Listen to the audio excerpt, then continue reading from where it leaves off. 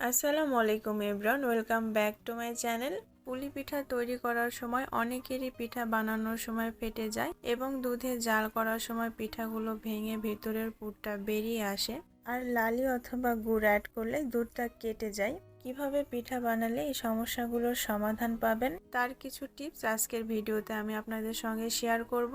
ফার্স্টে পিঠার পুরটা রেডি করে নেব। পরিমাণ মতো নারিকেল দিয়ে স্বাদ মতো লালি দিয়ে দিচ্ছি। এখানে চাইলে লালির পরিবর্তে গুড় অথবা চিনিও ব্যবহার করতে পারেন। এখন পানি দিয়ে একটু মিশিয়ে নিচ্ছি এবং চুলাটা জ্বালিয়ে দিয়েছি। কিছুক্ষণ জাল করার পর টেস্ট করে দেখেছি, আমার কাছে মিষ্টিটা একটু কম মনে হচ্ছিল, তাই আমি আবারও একটু লালি দিয়ে দিলাম। এখন দিয়ে দিচ্ছি একটা সাদা এলাচ, দিয়ে দিলাম এক টুকরা দারুচিনি এবং একটা তেজপাতা মাঝখান থেকে চিড়ে দিয়েছি। বেশ কিছুক্ষণ সময় জাল করে নেওয়ার পর দিয়ে দিচ্ছি 2 টেবিল চামচ চালের গুঁড়া। চালের গুঁড়া দিলে নারিকেলের পুরের মধ্যে স্টিকি একটা ভাব আসবে। নারিকেল জাল করার পর যে ঝুরঝুরা ভাবটা আসে সেটা আর থাকবে না। পুরটা যখন মোটামুটি হয়ে যাবে তার আগে আমি বাদাম কুচি দিয়ে দিচ্ছি। বাদামটা ব্লেন্ডারের জারে সামান্য একটু গুঁড়ো করে নিয়েছি, চাইলে বাদামটা স্কিপ করতে পারেন। পুরটা রেডি হয়ে গেছে, এখন এটা চুলা থেকে নামিয়ে নিচ্ছি।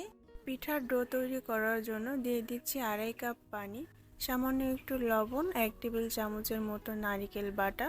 নারিকেল বাটা ডিপ ফ্রিজ থেকে বের করে সরাসরি ব্যবহার করছি, তাই এমনটা জমে আছে। সবশেষে সামান্য একটু তেল দিয়ে দিলাম। পানির মধ্যে নারিকেল বাটা এবং তেল ব্যবহার করার কারণে ডোটা সফট হবে। পানিতে বলক চলে আসার পর দিয়ে দিচ্ছি 2 কাপ শুকনো চালের গুঁড়া। 2 কাপ শুকনো চালের গুঁড়ার জন্য 2.5 কাপ পানি ব্যবহার করেছি, অর্থাৎ যে পরিমাণ চালের গুঁড়া ব্যবহার করবেন তার থেকে হাফ কাপ পানি বেশি দিবেন।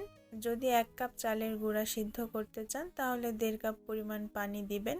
অনেকে ডো তৈরি করার সময় পানির পরিমাণ এবং চালের গুঁড়ার পরিমাণটা বুঝতে পারেন না, সেজন্য আমি আপনাদেরকে মেজারমেন্ট করে দেখিয়ে দিলাম। যেই পাত্র দিয়ে আপনারা চালের গুঁড়া মেপে নেবেন সেই পাত্র দিয়ে পানি মেপে নেবেন। এখন এটা ঢাকনা দিয়ে ঢেকে রেখে দিব।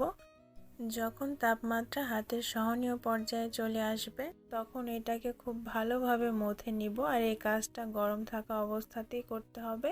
পিঠার ডো যদি পারফেক্ট না হয় এবং ডোটা যদি সফট না হয়, শুধুমাত্র সেই ক্ষেত্রে পিঠা বানানোর সময় ফেটে যায় এবং পিঠা বানিয়ে রেখে দেওয়ার পর একটু একটু করে ফাটতে শুরু করে।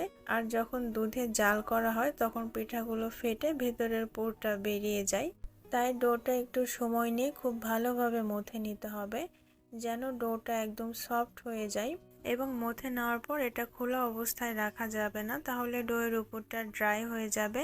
তাই এটা ঢেকে রেখে দিতে হবে এবং বানানোর সময় অল্প অল্প করে নিতে হবে এবং বানিয়ে নিতে হবে। পুলি পিঠা দুইভাবে বানানো যায়। কিভাবে পিঠাগুলো বানালে ভেঙে যাওয়ার সম্ভাবনা থাকে না সেটাও আমি আপনাদেরকে দেখিয়ে দিব।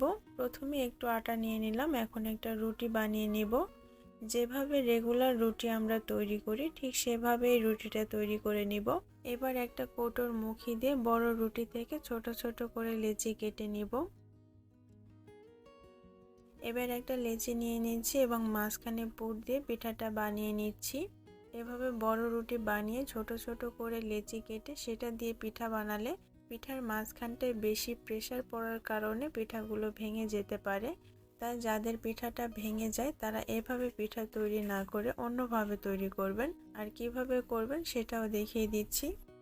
সামান্য একটু সিদ্ধ আটা নিয়ে হাতের মধ্যে ঘুরিয়ে ঘুরিয়ে একটা বল তৈরি করে নিব।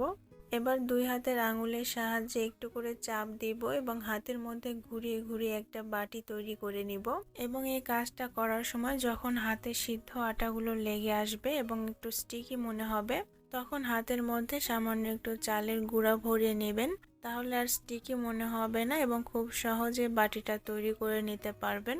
আমি কিভাবে বাটি তৈরি করছি সেটা হয়তো আপনারা ভিডিও দেখেই বুঝতে পারছেন। এখন মাঝখানে পুর দিয়ে পিঠা তৈরি করে নিচ্ছি।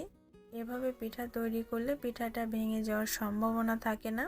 যখন রুটির মতো একটা সমান জিনিসকে ভাঁজ করে পিঠা তৈরি করবেন তখন পিঠাগুলো ভেঙে যাবে, কারণ মাঝখানটায় বেশি প্রেসার পড়বে। আর যখন এভাবে বাটি তৈরি করে পিঠা তৈরি করবেন তখন মাঝখানটায় খুব বেশি প্রেসার পড়বে না, আর যে কারণে পিঠাগুলো ভেঙেও যাবে না। একইভাবে সবগুলো পিঠা বানিয়ে নিয়েছি। এখন পিঠাটা জাল করার জন্য 2 লিটার গরুর দুধ বসিয়ে দিলাম। দুধে বলক চলে আসার পর দিয়ে দিচ্ছি একটা সাদা এলাচ। এলাচের মুখটা ফাটিয়ে দিয়েছি, এতে করে সুঘ্রাণটা বেরিয়ে আসবে। 2 টুকরা দারুচিনি দিয়ে দিচ্ছি, একটা তেজপাতা মাঝখান দিয়ে চিড়ে দিয়ে দিলাম। এখন একটা একটা করে পিঠা ফুটন্ত দুধের মধ্যে দিতে থাকবো এবং পিঠাগুলো দেওয়ার সময় একটা পিঠা দেওয়ার কিছুক্ষণ পর আর একটা পিঠা দিতে হবে। একবারে সব পিঠা গাদাগাদি করে ঢেলে দিতে যাবেন না, সেই ক্ষেত্রেও পিঠাগুলো ভেঙে যেতে পারে। সব পিঠাগুলো যখন দেওয়া হয়ে যাবে তখন ঢাকনা দিয়ে ঢেকে কিছুক্ষণ জাল করে নিব। এখন চুলাটা বন্ধ করে দিচ্ছি। যখন এটা একটু ঠান্ডা হয়ে যাবে এবং কুসুম গরম অবস্থায় চলে আসবে তখন স্বাদ মতো লালি দিয়ে দিব।